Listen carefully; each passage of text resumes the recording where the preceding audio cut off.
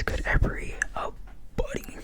It is me, Eric, and I make ASMR. How are you doing today? How are we doing today?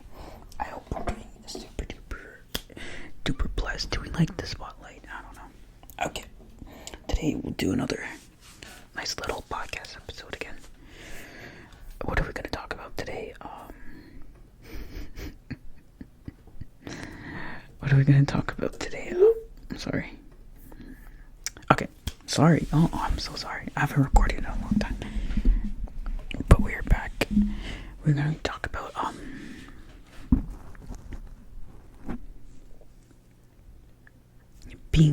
don't know what to title this video, but I'll describe what we're talking about. We're going to talk about this. Basically, we're going to talk about, I keep saying that. Basically, we're going to talk about, why it's important to have people in your life that are of different thinking than your own. And I'm talking about in drink of the day, plum soju. I've already drank half of it, but it's very good. Imagine we haven't done a drink of the day. This is good. This is good shit. So I'm not. Correct me if I'm wrong, but I'm not sure I might have talked about it briefly, but today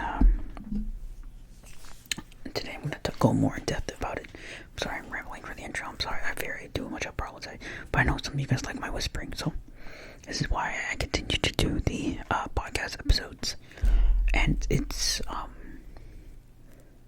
helpful for my speaking to the camera, if you could do this on your own too.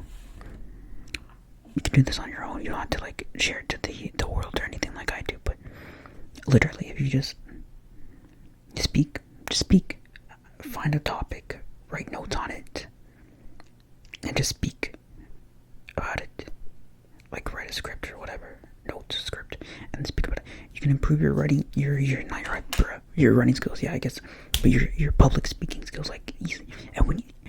And that, I feel like it's going off track, but that is something I feel like everybody is missing nowadays, especially in our younger generation. I'm talking about people probably 98, 97 and onwards, because we're so used to the internet, right? And people talking for us, the older generation talking for us, or just listening, whatever, being introverted, whatever. And for me, I'm a very introverted person, but from these YouTube videos, ASMR videos, you might not think I am, but I am. Guys, if any of you came up to me in person one day and tried to talk to me, I'm the most awkward person. I would start asking you questions. I'd make you talk about yourself.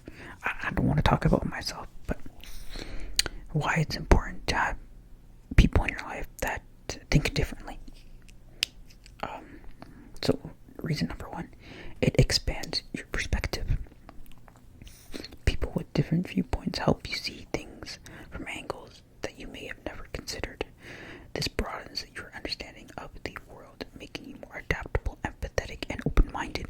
I feel like there's a lot of people, I don't want to diss anyone, but anyways, there's a lot of people that are very closed-minded, that things have to go their way, or people in their life have to have their same thinking, especially when it comes to relationships as well. I feel like if you two are both different people, one person is always going to be like, oh, you got to think like me or else it's not going to work out. And that's just a load of bull, because you can't grow that way. You can't grow as a person, and you can't grow in the relationship that way. You know what I'm saying? And this brings me to my second point. It encourages growth. Being around diverse thinkers challenges your assumptions and can push you out of your comfort zone. It encourages you to think critically and question your beliefs, which is vital to personal growth. And so, for myself, I'm always questioning what I want to do, who I am, what do I want to do, what I expect to do, what I want to achieve. That's the same thing, but what do I like to do? Stuff like that.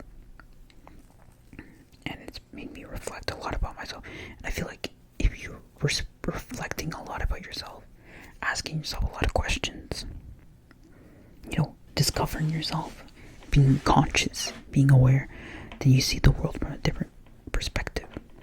And with different thinkers in your life, you'll have different perspectives to keep questioning and challenging your mind. My group of friends, my main two group of friends, the three of us, so two people I'm speaking with, we don't exactly all think the same. We do share common interest. Yeah, we do share common interest in terms of like TV shows or whatnot.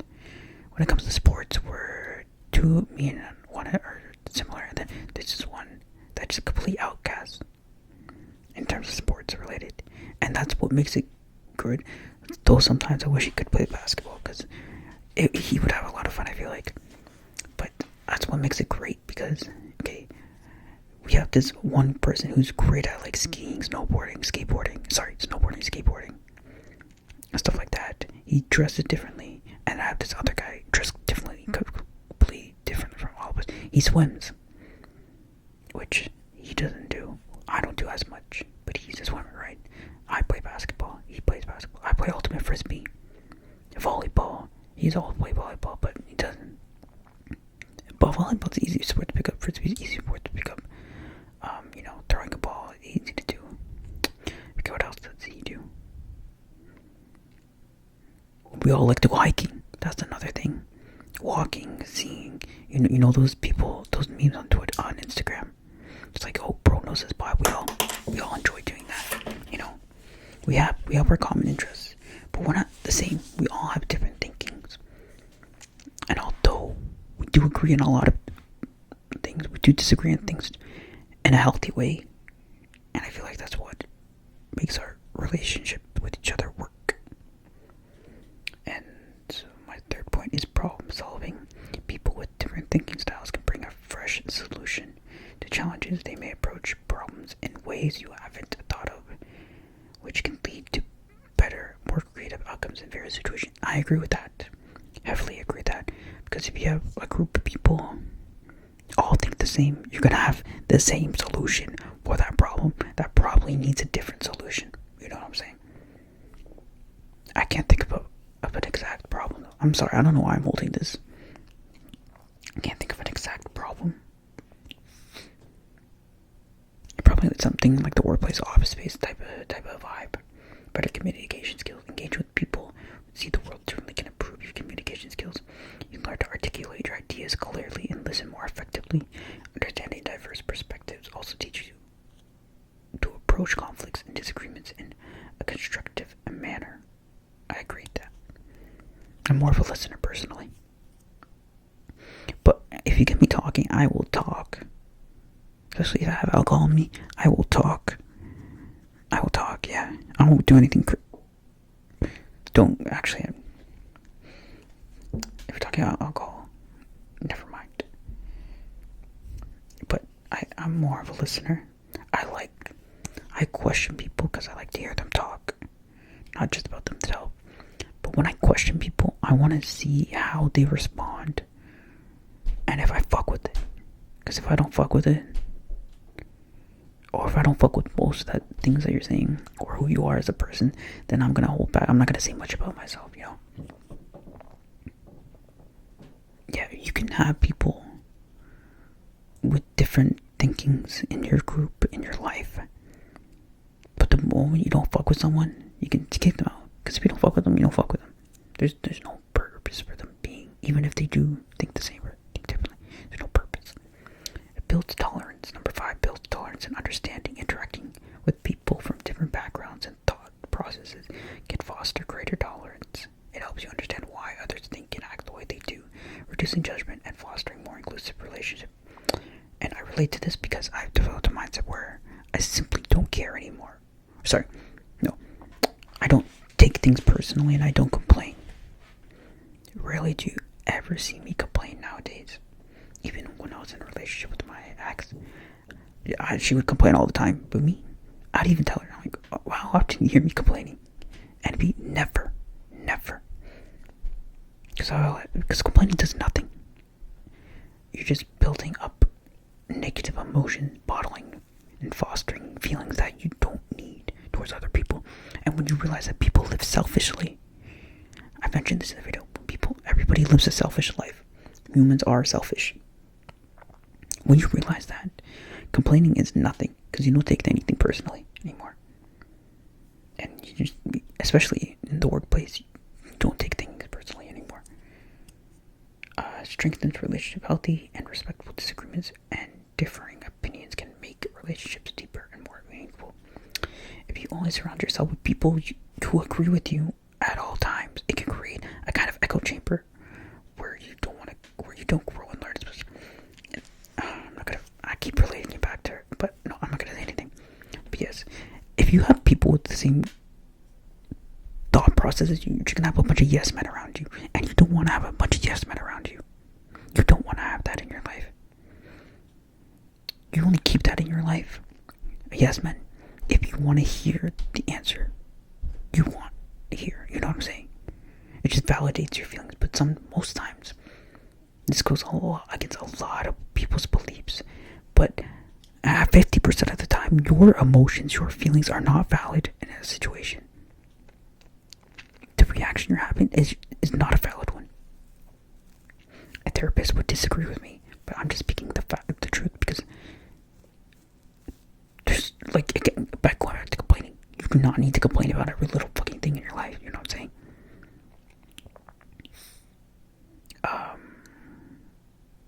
Let's say this, my friend and her boyfriend were having a disagreement. He was all being chill and blah blah blah, and he was like, "What's the big deal?"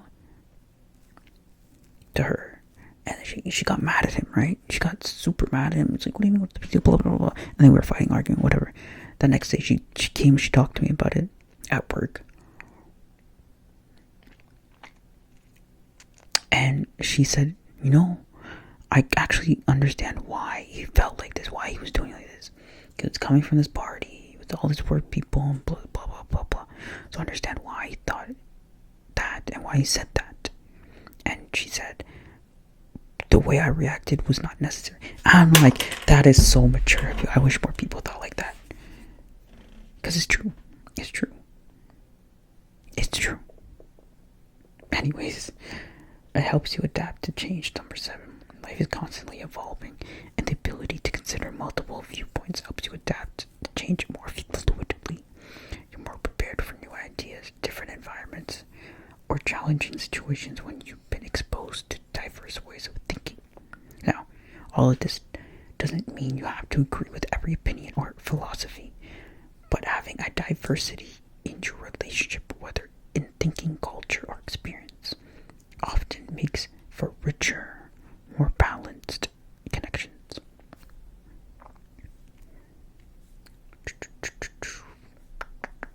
So yeah, that was generalization. Now I'm going to talk about just relationships. We're going to talk about similar thinking and different thinking, pros and cons. Sorry, I need to take another sip. In romantic relationships, similar thinking and thinking different. Both has their benefits and challenges. Whether a couple with similar thinking or different fits better together really depends on the individuals involved and how they manage those differences or similarities. So, for similar thinking, number 1, easier communication. Couples with similar values, beliefs, and thought processes often find it easier to understand each other's needs and emotions. They tend to have smoother and more intuitive conversations. You have fewer conflicts. As both people see the world similar ways, there may be few disagreements about core values, life goals, or daily choices. This can make life together feel more stable. Shared interests. Similar thinkers often enjoy the same activities, hobbies, or even long-term goals, which can make planning a future together feel more natural and cohesive. In my point of view, I keep talking about my ex. I'm sorry, guys, I keep talking. But we completely had different values, different interests. And I love that. I want to have a person in my life where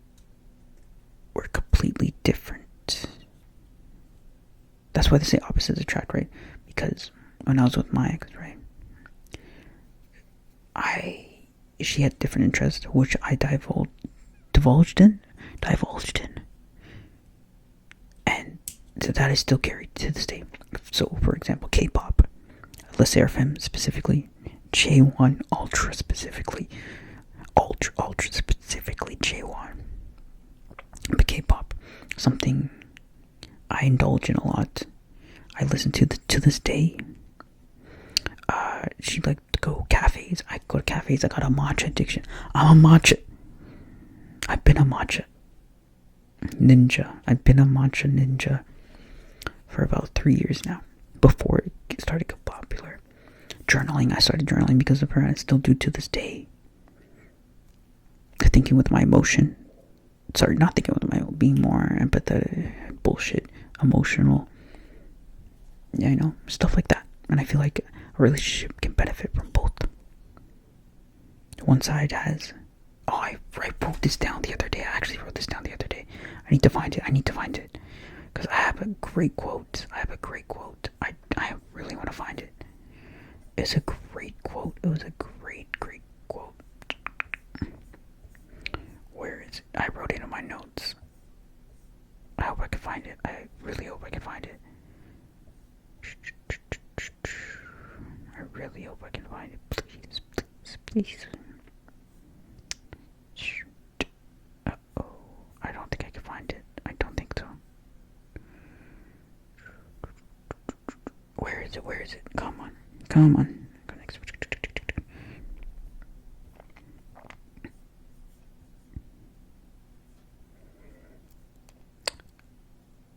Where is it? Look it over. Where is it?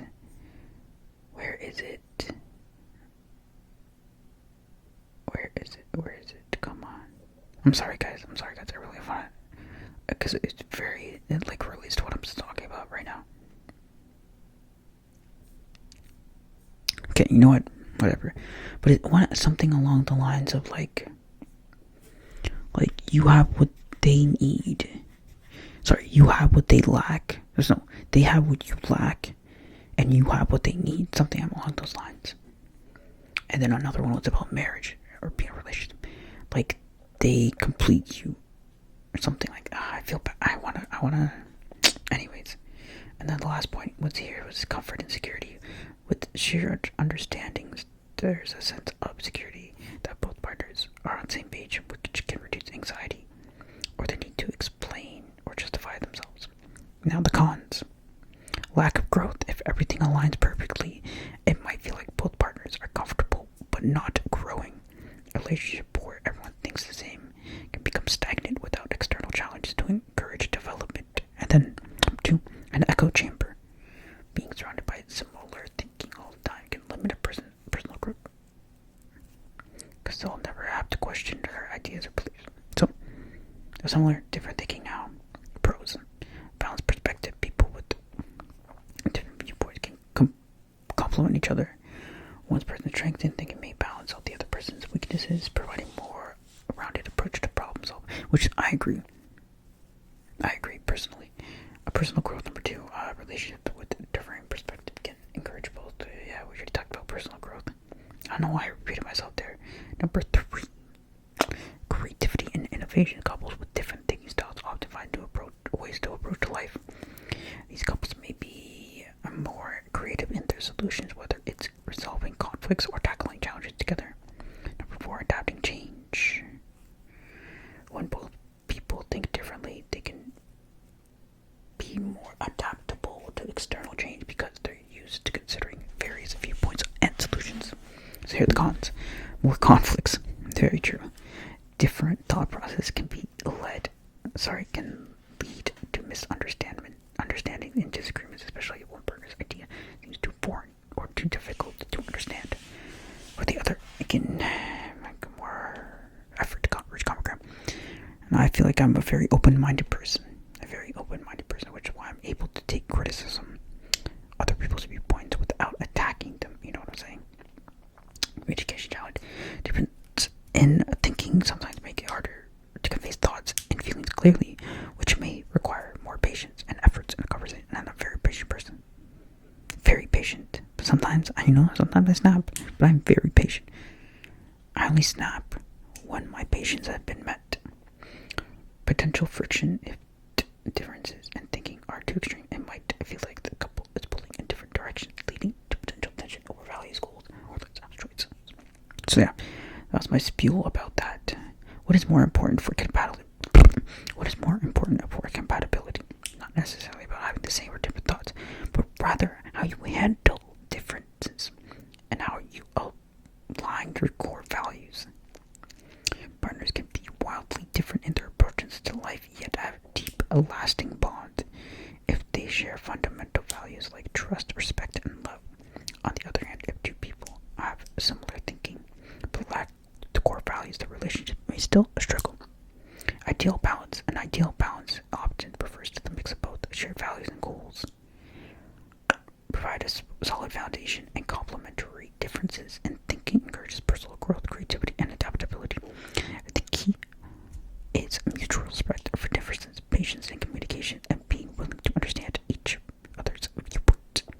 Even if relationships with similar thinking differences will naturally arise, what matters the most is how partners navigate them. How do you feel? So, question for you guys to end everything off. How do you feel about this in your own experience? Do you prefer someone who thinks the same as you, or would you rather everything be the same? Let me know in the comments. That is the comment question of the day. Would you rather someone who thinks the same or differently in your life? Whether it be partners, friends, family. Yeah, I hope this brings...